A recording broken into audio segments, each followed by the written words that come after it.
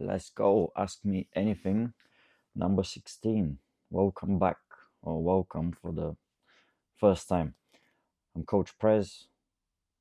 I'm a football coach and highly likely a future all time great. A blue belt, self proclaimed blue belt philosopher. I'm going to talk about the belt, like the grading levels later, so it doesn't get too confusing. For some people, blue belt might mean nothing. And almost an amateur MMA fighter. I'm milking it a little bit. So I had a because it's still affecting me. I had to fight and I had to pull out of my fight. So the fight just it was the 9th of November. So the fight was supposed to be yesterday. I went there to watch my teammate. My teammate won, smashed it, and I even saw the guy that I was supposed to fight. He had a fight. He had some sort of a late replacement. To put it nicely, the other guy was not prepared, the replacement, so he lost in about 10-15 seconds. So that's good for the my potential, my supposed opponent. He won easily. That was good for him. It was a nice guy. I met him after. We shook hands. He said, "You okay? How's your rib?" I said, "Well, we're getting there." And I said, "Good performance. Everything was nice." Shook hands. Good luck, good luck, and that was it. That was nice. That was good sign of maturity. I liked it. I appreciate it. I really appreciated it. So let's get into it now. After this brief intro catch up, um, what we do is I usually start with a sports topic. Most often, it's a football topic, and then we move on into absolutely everything. Okay, everything else, whatever's on my mind, if I find something interesting, or whatever questions I have. Okay, and most of the times, 99% of the time, we end up talking about self-development. And yeah, basically, if you just want to get better, it's a good thing to listen to. Or if you want to get some ideas about potentially interesting things to you, okay? Because I don't know about you, but I'm very curious and I like reading and I like knowing things about a lot of things because they give me ideas into the I take stuff from different areas and I apply it into the my own field, wherever that may be. Okay. So what I wanted to start with, I had like a moment of insight this week. I was thinking about the game, obviously the game of football. So if you're not interested about football, skip, move on. But my thought was, so many people play football. It's so many people's favorite sport. I need to not use my hand so much. Anyway, so many people play the sport. It's so many people's favorite sport. But then the understanding in general is so low. Okay, the understanding of the game, tactical understanding of the game. Okay, football's been around for what, 150 years, even more. But let's say 100 years, just to keep it simple. Right, quite consistent now, like the rule set and everything. Give it 100 years, and the level of understanding that the general population has, I don't think it's not there because it's so popular. It's impossible, to be fair, for everyone to actually know what's happening. Let's say there are some sports, for example. Why I say that might sound, yeah, of course. Well, there are other sports. Let's say, for example, when you watch Brazilian Jiu-Jitsu, people that watch Jiu-Jitsu, who is the audience? The audience is the people that actually go and train Jiu-Jitsu. Okay, the ones that practice it. Okay, because for just the average Joe that doesn't even know what jujitsu is, why would they watch it? They would just see like two people just kind of entangled basically, and it's just not interesting. Okay, so for the average jujitsu viewer, they know a bit more about what's happening, I would say, compared to the average football viewer. And so where the problem comes is a lot of people can identify technical ability, but then when it comes to actual understanding of the game, this is like completely is so low.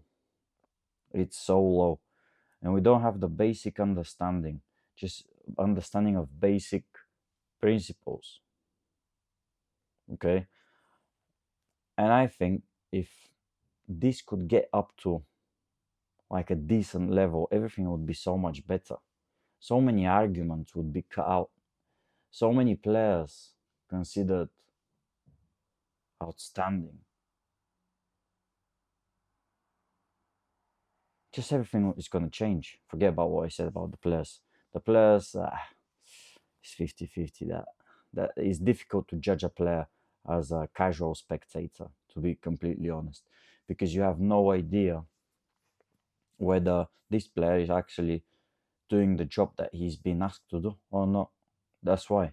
This is what I mean. It's so important. You need to understand in football, because it's a team sport, what you do on the pitch, literally the way you play as an individual, is dictated by what your coach's vision for the team is. Okay, so you might have this amazing skill, but then your coach is not really asking you to use it, so you can't really showcase it. So for people, they would never know about it because you just don't show it. You show a different skill set when you play because this is what you've been asked to do. Okay, so my point was, um, the original point was, the analogy that I kind of came up with was, let's say in combat sports. Okay, we're talking about now players or practitioners, players slash practitioners.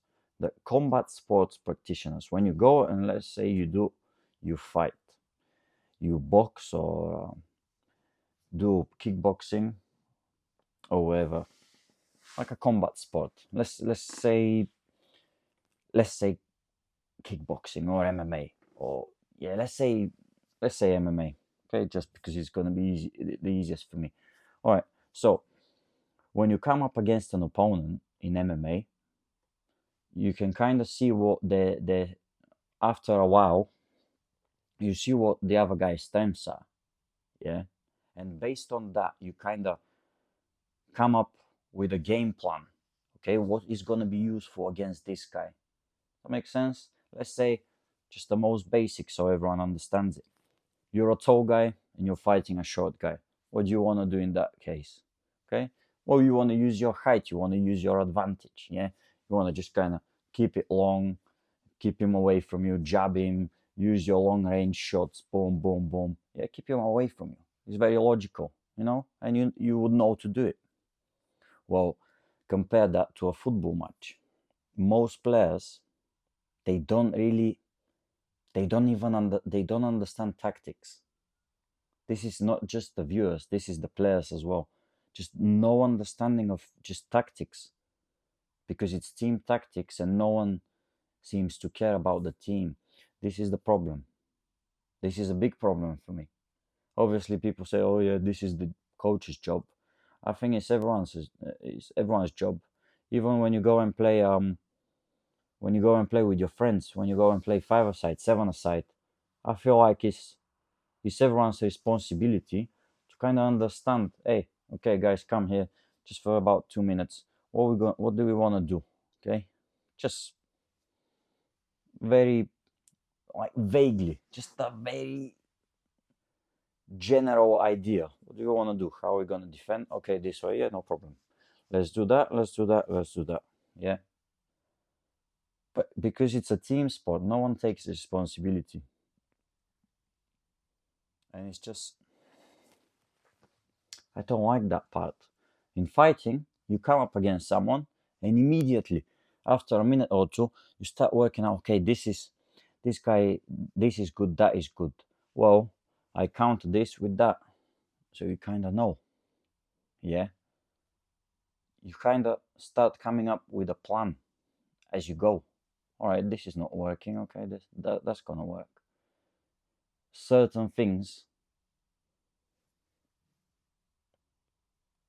about, in terms of, another example, let's say you're fighting a wrestler in MMA. So you're a striker and there's a wrestler against you. Well, what you can do is you can try and put him on the back foot, push him back. Why? Well, because it's going to be a bit more difficult for him to take you down going backwards. Okay, because when you're wrestling, when you want to take down, you want to go forward, you want to go towards him. Yeah. So, and it's much more difficult to take someone down as you're going backwards, because you need speed to get to shoot, to go for the takedown. So it's quite basic. But in football, there is no such thing.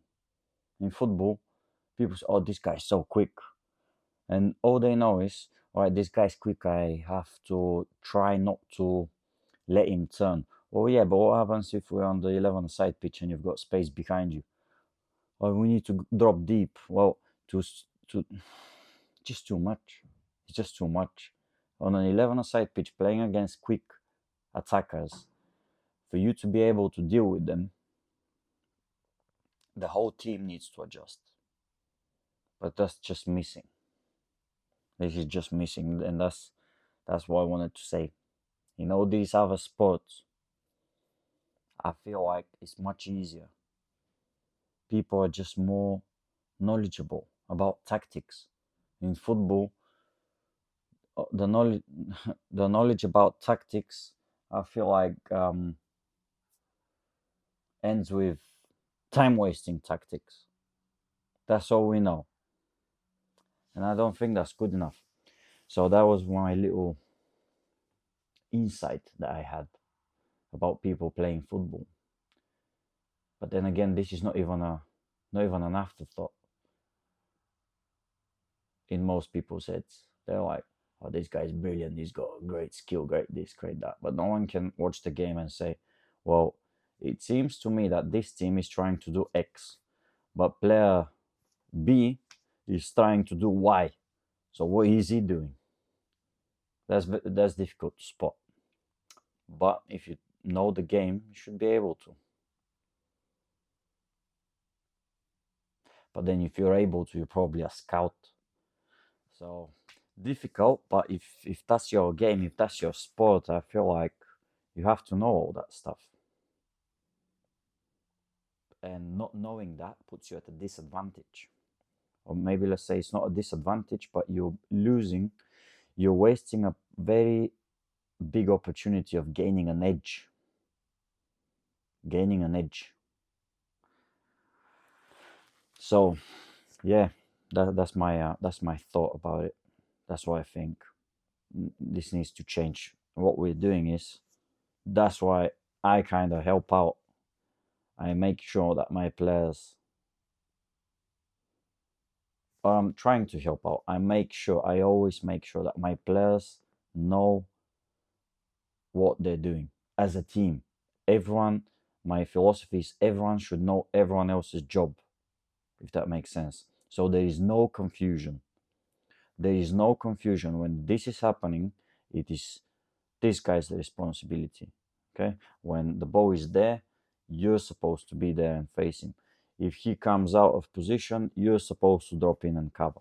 And all that, I try and make it as simple as possible for my players by giving them as much information as possible.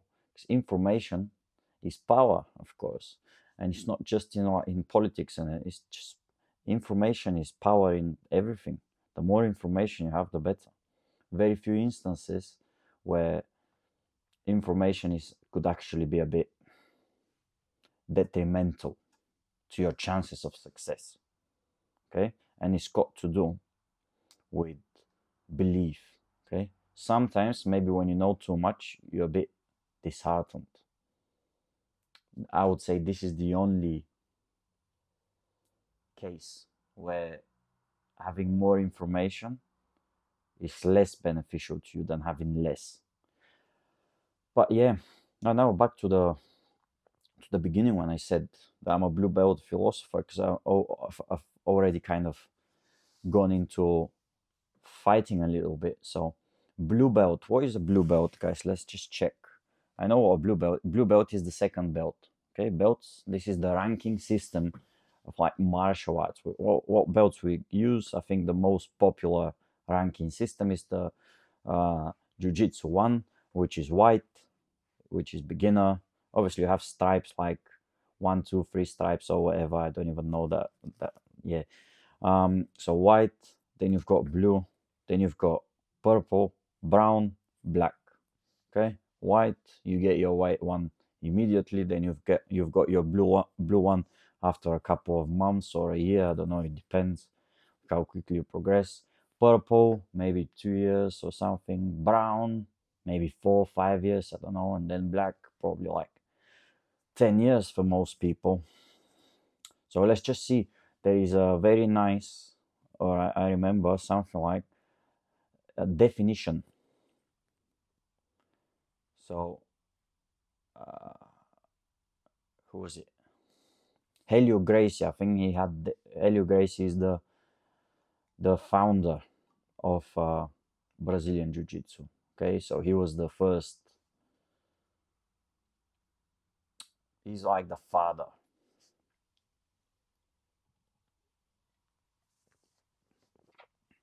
All right, so let's see. Helio Gracie.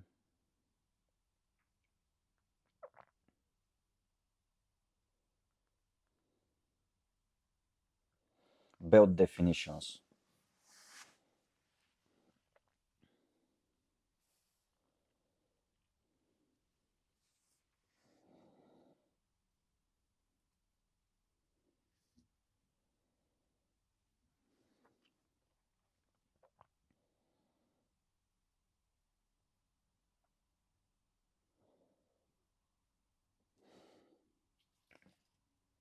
Let's see what Helio Gracie said.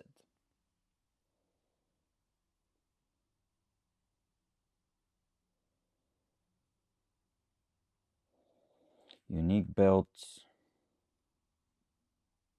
Where is it?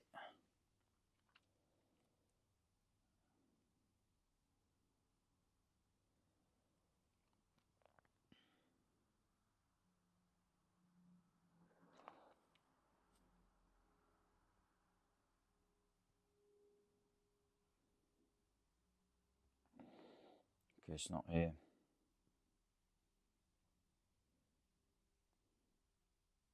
Okay, let's see.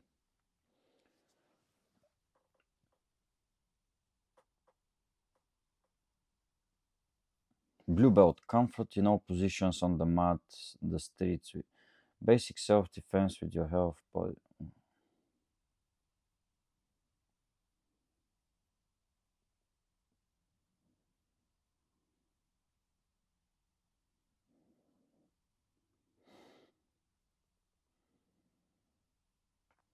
anyway, I don't think I'm gonna find it. It's taking too long. I can't look for it now. Yeah, blue belt is like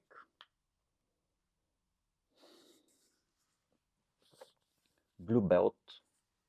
A blue belt can deal with a white belt that is bigger and much stronger. I think this is roughly the definition that I was looking for. This is pretty much what blue belt is. A blue belt can deal with an untrained opponent, even if the opponent is stronger, bigger, and stronger. Something like that. So this is blue belt, I think. So blue belt philosopher, what does that mean? I can deal with I can deal with untrained philosophers easily, even if they are smarter. That's difficult anyway.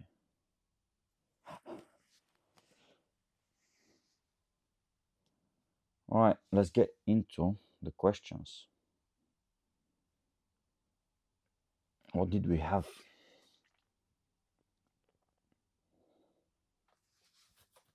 Actually, before we get into the questions, what was I gonna say?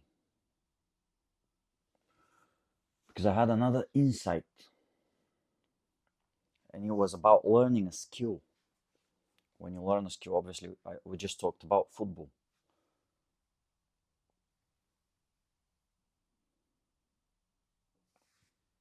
Yeah, I had to fix my camera. It seems a bit dark now.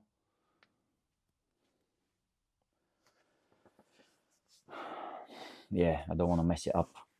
So we were talking about football, and I was comparing it to combat sports because this is what I'm what I've put myself into, like that area, that sphere of combat sports. And we shouldn't say I'm a beginner, but I'm relatively a beginner. I've only been doing it for like almost 2 years now. Okay, so I still consider myself like I know what I'm doing, but I'm not like a high level athlete. Okay, so I'm learning a new skill. For some people, that new skill might be something completely different. Okay, you might be learning. Doesn't matter what you're learning. So I read it once in a book. They said something very smart. They said learning a skill is like learning a new language almost. Okay, you need to teach your body, especially when it's sport. Okay, because most we're interested in sport here as well, something practical. It's like you're learning a new language. Your body needs to understand a new way to move. Your brain needs to understand new patterns. Okay, it needs to be able to kind of spot these patterns and react to them.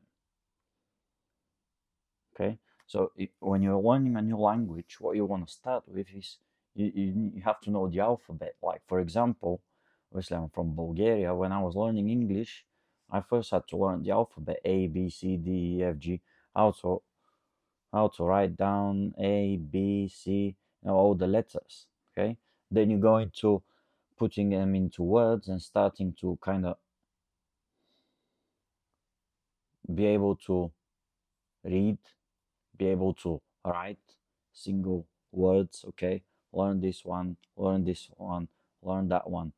So it's the same way when you start with something new. For a lot of people, imagine you don't speak a language, and then someone starts going on, and you're like, what? And you can't even imagine that this is actually a language, right? You're like, that's impossible to learn. But then you kind of start, okay, let's get the basics, let's get the alphabet, let's start getting like the most basic words, start learning those, and then you're kind of like, yeah, okay, that makes sense a little bit.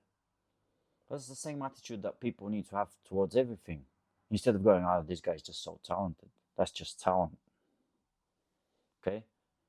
But yet, this is not the case in so many things. People look at some guy playing football, they go, oh, that guy is just, what a talent, you know? It's not, oh, he's learned, he's got this, that's great skill. Like, oh, no, talent. He's so talented. What is talent?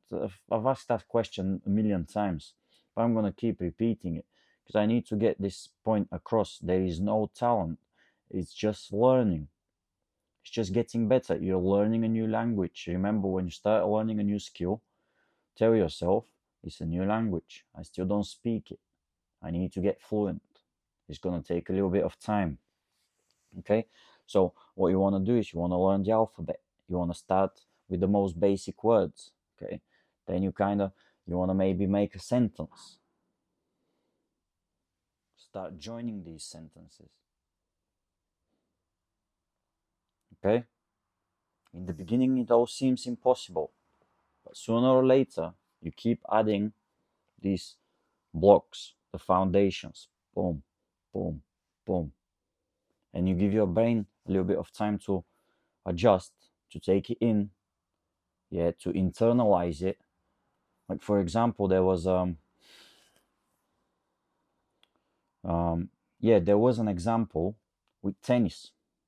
You know, these tennis players when they play, when someone goes to serve, let's say Federer or whoever, they go to serve, they serve, especially men's players, they serve with so much power. For the normal person, it's almost gonna be like impossible to see the ball. Okay, but for them, they boom, like a perfect return, bam, or a winner from the return immediately. And then if you go there and you try and do it, it's just gonna be like that. You're holding your racket, they serve, and you just do this. A point, so ace. Because your brain is not prepared. Your brain has never been exposed to this, and it's something newly introduced. So it doesn't really understand. For them, they can notice the body language, the pattern. They just after the ball is being hit, yeah, just from the movement of the hand and the body, they kind of immediately that sends the signal to the brain where the ball is kind of gonna the ball is going to go, left, right, whatever. And then everything slows down for them. It's like when you get to this elite level of ability, for, obviously for some of you, if you're elite at something, there's been times where everything kind of slows down. You feel like you enter the matrix. So when I've played football sometimes, and the higher level you are, the more often you get into that zone where everything is almost like slowed down. For example, if I sometimes I remember it's so vivid in my memory. I'm playing football when I get the ball and it's some tight situation and I need to take like 17 touches to escape. Just perfect. Boom, boom, boom, boom, boom, boom, boom, boom. Left, right, boom. And I'm out. And in those moments, everything seems like it's slowed down and it's stopped. Everyone's moving like this. And I just go pop, pop, pop, pop, pop, pop, pop, pop, pop. And I'm out. Oh, that's the best. That's the best. This is peak, peak, peak experience. And but then those moments they're so rare. But experiencing this is, and it sounds crazy for most people, but I'm convinced there are few people that know exactly what I'm talking about, where everything seems slowed down and you're moving at normal speed, but everything else is almost stopped. You're like, shit, I'm in the matrix.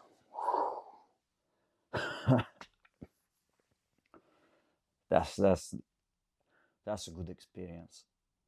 I I really hope, or my hope is that more people realize the value of becoming an expert in something and just the fulfillment that it gives you, like attaining expertise, attaining elite level at something is so fulfilling, and it can give you so much self-confidence and everything.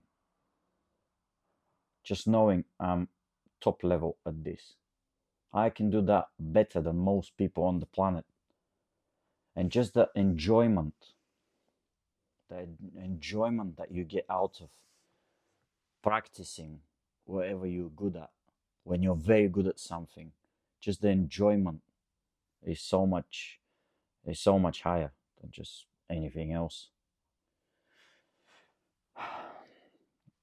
And I don't really see many people that are really dedicated and motivated to achieving some sort of achieving a certain level at things, and it's sad looking at that. But that motivation, some people, let's say, they're just not motivated, and they find the way they are. Oh, about the thing about motivation, at least where I kind of get my motivation from, because my motivation levels are quite consistent. I'm almost I'm always motivated, to be fair. I don't really have days when I'm like, oh, I don't know, man. Don't have low days like that. Why? Because I keep looking for people that motivate me. There's so many positive examples out there that you just need to look at and say, oh, this guy is cool, man. This guy is cool. I really like this guy. I want to be a bit more like him. And that gives you a little bit of, you feel a bit better. "Ah, I just want to be like this guy a little bit more." I don't know, for some people this might sound weird. To me, it sounds normal. I think it's essential having, like, finding not even role models, but just someone to kind of look up to, even if it's just for a little bit, just to push you through that little period of time where otherwise you would have been unmotivated or down a little bit. But my my point is, and my belief is, you need to you need to be exposed to those people. Let's say it's very common, let's say in sports, you see someone or you see a fighter. In the beginning you're like, "Hey, this guy's all right." And then the more you see him over time, once you've been introduced to him, the more you see him over time, you kind of start liking him more and more.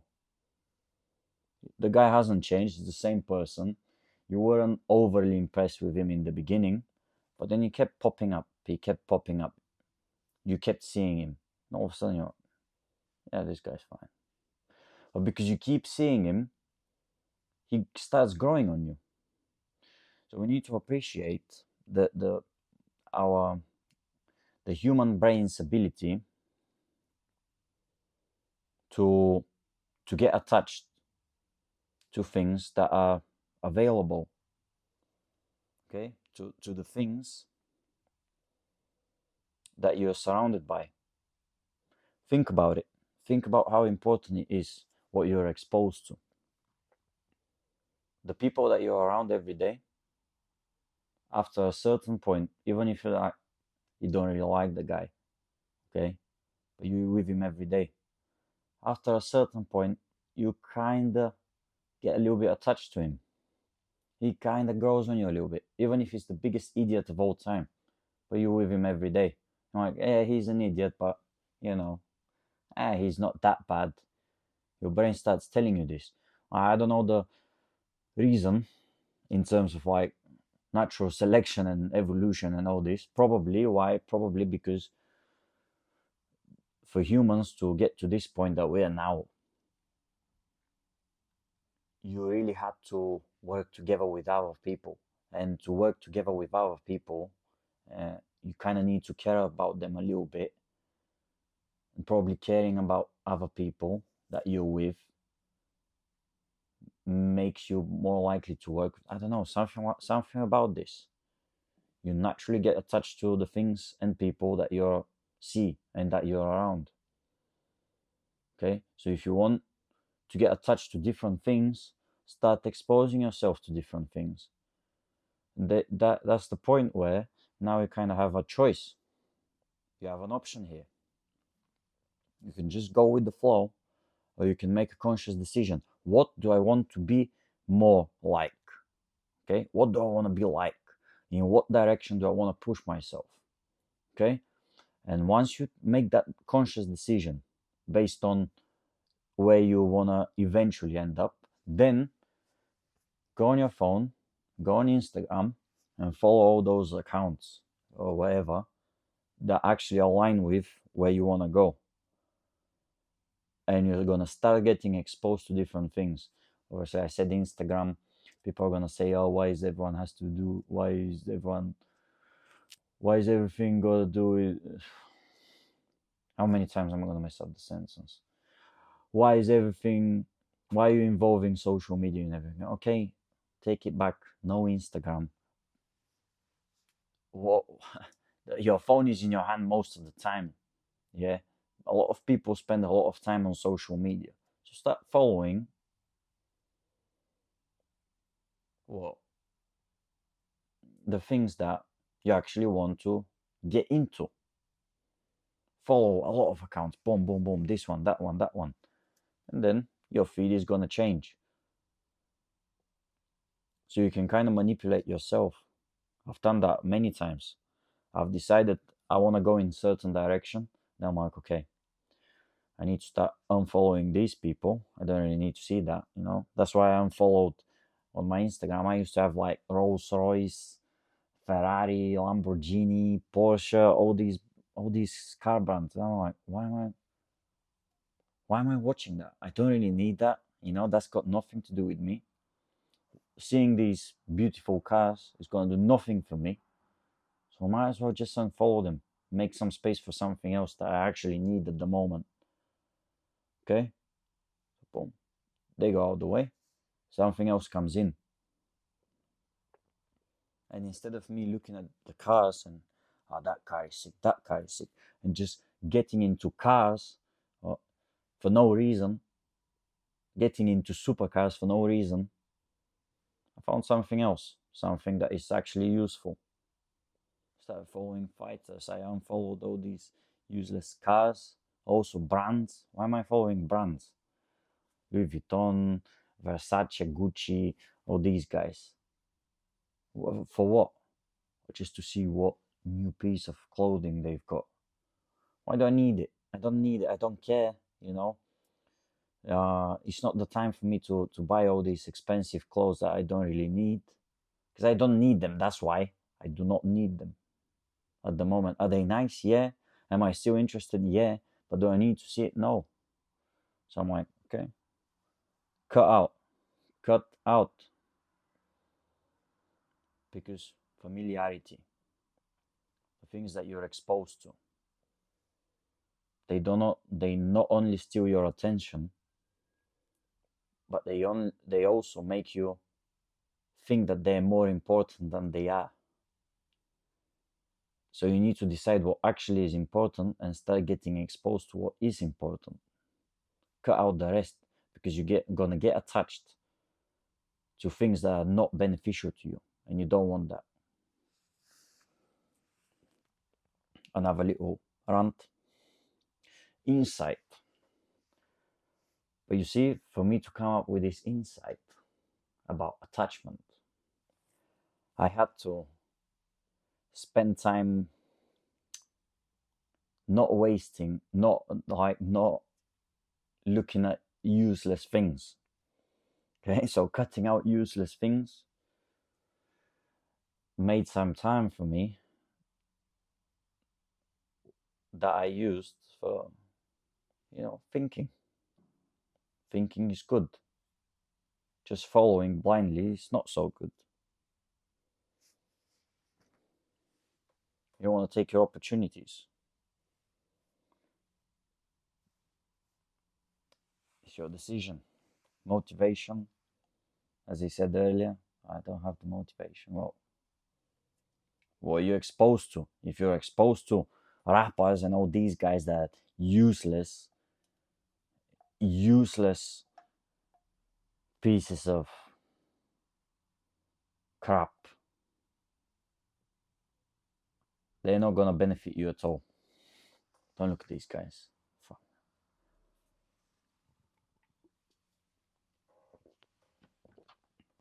Let's see.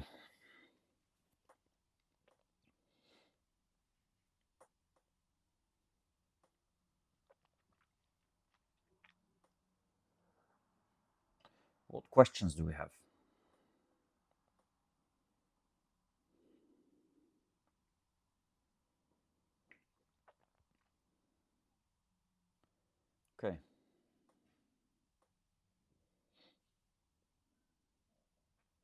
What are some practical steps individuals can take to align their daily habits with their long-term goals? Let me go over this again one more time. What is this wording? What are some practical steps individuals? This guy is obviously seen Tim Grover. He uses the word individual, any certain individual. Tim Grover, Michael Jordan's trainer, personal trainer. He's got a couple of good books. I highly recommend them for most people that like sports. One is called Relentless, and one is called Winning by Tim Grover. Amazing books. Practical steps individuals can take to align their daily habits with their long-term goals. So what are your habits? How to align your habits with your goals. Okay. All right. Understood. So what we need to do is we wanna understand the importance of habits, because your life is eventually, what is your life? If you look at it as a whole, it's a collection of things you do or you did. If you're looking at it backwards, you know, it's your life is just memories. Like it's a collection of the things that you did in the past. What you did, yeah. All these actions can be put into collections, if you will. These collections, for the most part, what you do consistently, well, we call that a habit. Consistently every day, you do something, yeah. And over a long period of time, you can accumulate something positive or something negative. Because every big, great thing requires time. Why does it require time? Well, because great things, to achieve great things, you need skill. If you think I don't see a way around it, you need skill, yeah. You do need skill to achieve anything of significance. It's going to be based on your skill most of the time. Yep. To acquire that skill, you need time, because skill requires practice and time. All right. So everything is essentially, it's all about time and practice and skill and time. Habits. Why did the human brain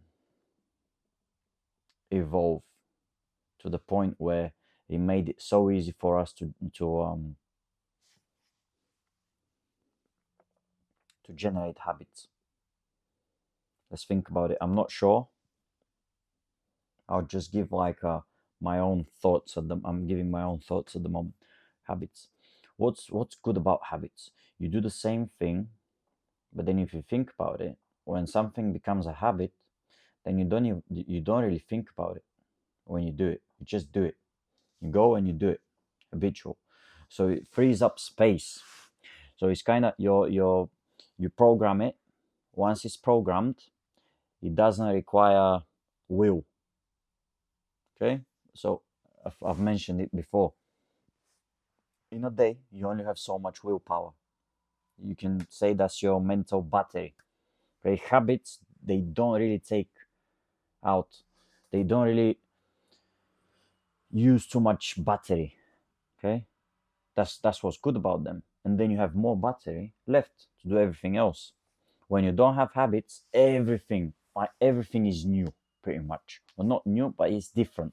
When something is different, your brain needs to be active. When things are consistent, your brain is what can kind of go with the flow. Your brain knows what's coming, so it's prepared. The sequence is prepared, and your brain just goes through it. Nothing new, all good. We know what we're doing. So your habits is, first of all, you make it easy for your brain. Second of all, your brain says thank you by giving you extra energy to do everything else or to keep improving. I kind of got off course, but it's just a topic that I like. I really like breaking down all these things and talking about habits and stuff, because habits, it's so important, because everything is habits. I look at people that don't really have any habits, positive, and I'm like, how do you expect to achieve anything? Honestly, what is your plan for like a big achievement if you have no positive habits? Where is that positive change gonna come from? What, one day you're just gonna wake up and you're gonna be a different person? I just don't get it. And I've worked, because of that, I've worked so hard at creating positive habits for myself. And because everything kind of becomes automatic, you you start a process, you make it a habit, and then you just go with it. But then looking back, that little habit that you created, that was a positive one, and it needed some work for you to make it constant. But then you look back and you're like, how did I do that? That's sick. Well, I did it because I was at it every day, somehow. And it feels easy. Why? I just said why. Because your brain knows what's happening, so it's not really taxing on your cognitive system function, throw out some other big words. Yeah. So I remember when I started reading books like, consistently, it was more than 5 years ago. Okay, so I wasn't a big reader before that. I hated reading books when I was young. Also, I just didn't see the value in it. No one really told me why it's important. So anyway, for there were multiple reasons I just couldn't get into it. However, it's not important anymore. So when I started reading books, I was like, man, it would be sick if I can just like, like imagine if I can read a book a month. I was like, whoa, a book a month? That's 12 books. Whoa, that's a lot. But then I kind of get into it. And now 5 years later, I've read 250 books. I don't even know how. It just happened. Just repetitive action every day. I know that I need to read my book. No, very few days go by without me reading. It's just part of me. If I don't read, I feel like I haven't. It's like I feel like I haven't brushed my teeth. It's almost the same to me now. It feels like the day was wasted. I didn't read today. Why am I'm not reading my books? It feels like saying I'm not brushing my teeth. You know, I haven't brushed my teeth. Imagine not brushing your teeth for 2 days. I'm like, oh shit, oh, disgusting, impossible. The same. It's almost the same to me with reading books. But then if I can put like myself in my body from 5 years ago, just travel back in time and and say like, you know, imagine what you would be like after you've read 250 books. And I'll be like, whoa, 250 books. I was gonna say I'm gonna be a genius by then. I'm gonna be a force to be reckoned with in the mental department. And it sounds 250 books. That sounds like eternity to get through. But now I'm like, yeah, I've read 250 books. Yeah, it's like Yeah, it's fine. It's normal. Doesn't seem like a lot to me.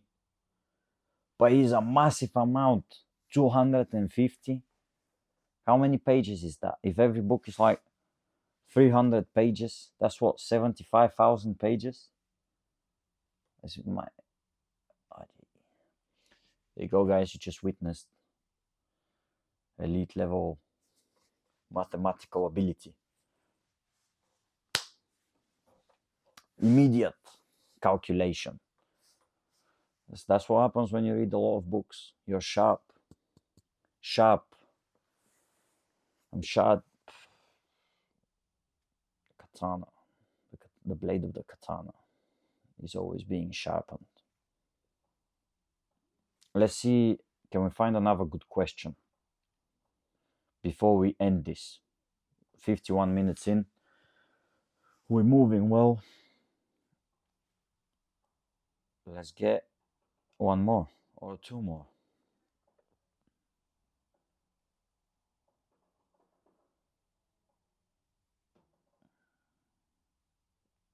What role does community play in personal development? And how can we put ourselves in a supportive environment? What part, what role does community play in our development? And how can we create a supportive environment? The community. Okay, is what I said. It's kind of, this question is really similar to what I said earlier. And it's about, okay, you can call it community, your circumstances, who you're surrounded with, because you're gonna get attached to these people. Do you really want to get attached to these people that you're with? Don't think about it. What are they doing? Do you actually like them, or are you just friends with them because that's what was available, basically? I know that sounds horrible. At the end of the day, these are people, but you need to think about it.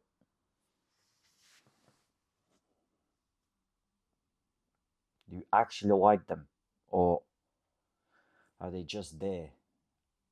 Is that what's just, well, that's what is on offer, so I'll take it. You should not be.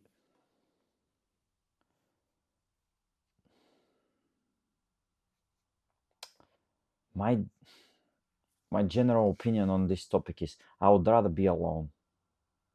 I would rather stay alone, spend time alone. I don't need, instead of being with the wrong company. And I'm not joking, and I've probably taken this to extreme. But it is my decision. I don't want to waste my time staying with people that have nothing to offer. They're not smart. They are not motivated. They don't chase any goals, meaningful goals. Yeah. Because everyone is chasing money. But that's not really meaningful. I only want to be involved with people that are very driven. When I talk to them, I want to be, yeah, this guy, he wants to do so, he's doing something. He works hard. He wants to get to this point, to that point. He's working on this skill. He's getting better at this. He's doing that. You need to do something. Otherwise, I don't really want to be involved with you, to be honest. And slowly but surely, I've cut off so many people because I thought, you're doing nothing, mate. You don't, yeah, you just do nothing. So it's not even that. It's just a waste of time for me. I don't want to make it. It sounds a bit selfish, but I don't even see it as selfish. I just see it as normal. I see it as selfish that people that do nothing wanna kind of take away from my time for nothing in return. So I'm gonna be giving them my time, which is gonna be good for them, because they're spending time with someone that is that's gonna be a good influence on them. And what am I getting in return? Nothing. I'm getting unmotivated or demotivated. Oh, yeah, yeah, yeah, yeah. You want to be around people that are driven. If there is no one that's driven, well, YouTube is full of videos. Go and watch videos. Put Elon Musk on, or someone that you like, or start learning a new skill. Fill your time with something positive. Read books. Okay, read books. Read Plato. Read what Socrates thought. All these guys, they're so smart. Okay, and that's how you're gonna surround yourself with smart people. You're not talking back to them. You don't really have a conversation, but they're talking to you. You're listening. You're like, yeah, yeah. And in your head, you can kind of respond to them. Oh, but wait, why do you say that? And then later on, they're probably gonna respond back to you because these people are so smart and so sharp. These geniuses, these philosophers from the past that still live today, meaning through their obviously through their books. They were so smart and so sharp, they anticipated almost every counter argument. So, whatever your counter argument is to them, they're probably gonna address it sooner or later in their book. And yeah, or if they don't address it in their book, some other philosopher would have addressed it because someone else is gonna would have thought of what you thought about. So then you just kind of, through sheer volume of reading and books and going through different people's works, you kind of get the answers to your questions. So it's kind of like a dialogue, but it's just prolonged in time. You have a question, but then you need to read a couple more books to get the answer to your question. But eventually you get it. So it's not the end of the world. Well, I have no one to talk to. No one really understands me. No, there's plenty of people that understand you. They wrote books about it. So just read the books. I know most people's attention span is fried nowadays. I definitely know how it feels. It's not good, but that's your way out. That's your way out. You don't want to get stuck with negative people and people that offer nothing. And also, you don't want to be a person that offers nothing. So, how do you create that supportive environment? I think I kind of answered. Okay, you, if you cannot find it, yeah, just read books. You find it in books. That's what I've done. That's what I've done because it's difficult for me to find these extraordinary people. Not even extraordinary. I don't think I want that much. I'm not that. I just want you to have something to you, like you want to do something. I don't want you to be a genius or whatever. Just do something. Have a goal. Have dreams. Work towards achieving something. That's all. Ideally, if you're smart, that would be nice as well. But it's fine, being smart is not the most important thing in the world. For a brief period of time, I thought it was probably the most important, but I still don't know. That's such a difficult question. Is being intelligent the most important thing in the world? I don't know. I don't know yet. We need to find a question. I definitely think being tough is very important.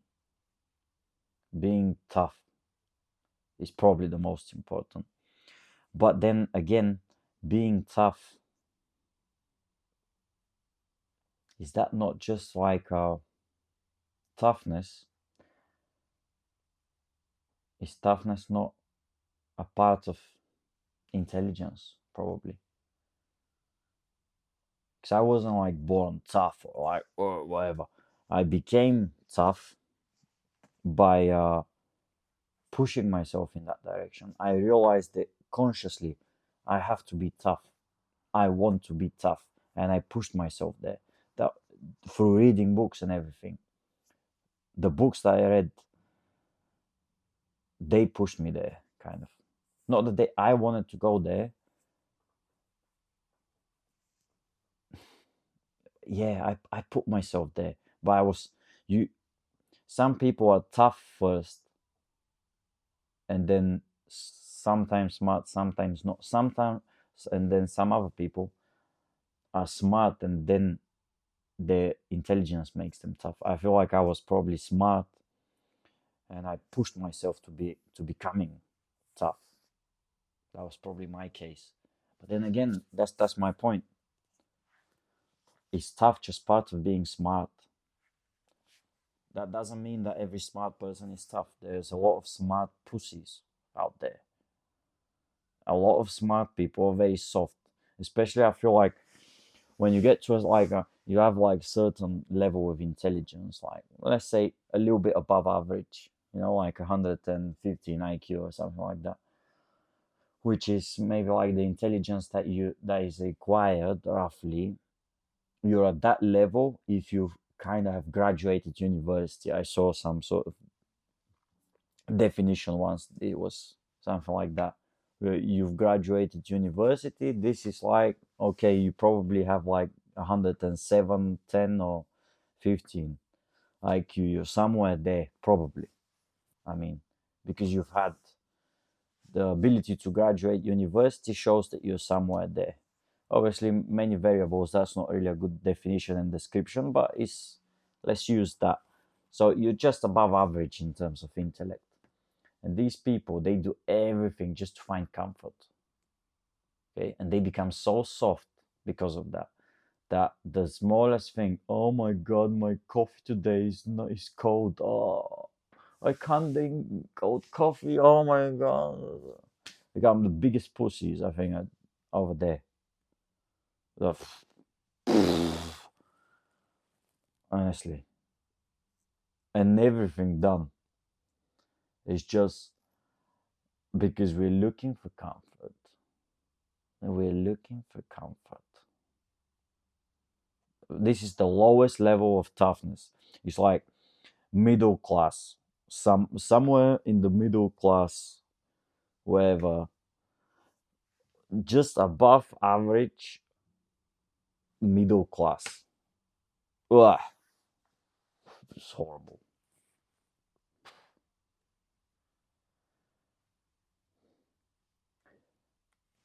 We don't know the answer to this question. I guess we'll find out.